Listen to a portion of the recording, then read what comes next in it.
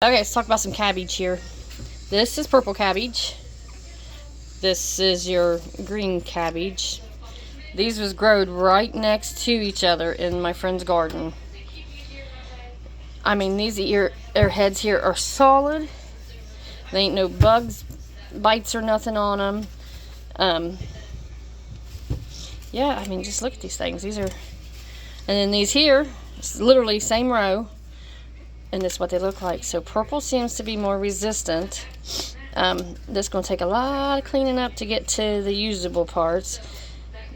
I just wanted to talk about that. And I know you put purple in like your salads and stuff, but they said they do use the purple for their sauerkraut too. It's just a little bit sweeter. I ain't never used purple cabbage for sauerkraut, but I ain't above using purple cabbage for sauerkraut. So we might just do a real small batch with the 3 heads I got here and see how it goes. We'll see. I don't know. But for now, that's just crazy. There's this big old honking head here with little baby cabbages on the side of it. But yeah, there's this big head. But look at this. I mean, it's just eat up. So purple's definitely more resistant. This is going to take some cleaning up. Let's see how deep we got to go. Okay, clearly I'm removing all the nasty outside leaves and all that there. I mean, these is wet, but you know, if y'all ever seen how cabbage grows, you get the leaves and then they start going in.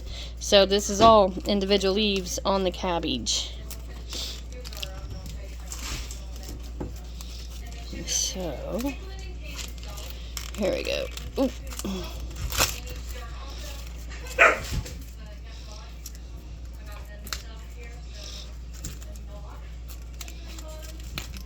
I think I'm getting there, and then I get to this next leaf and it's just as bad.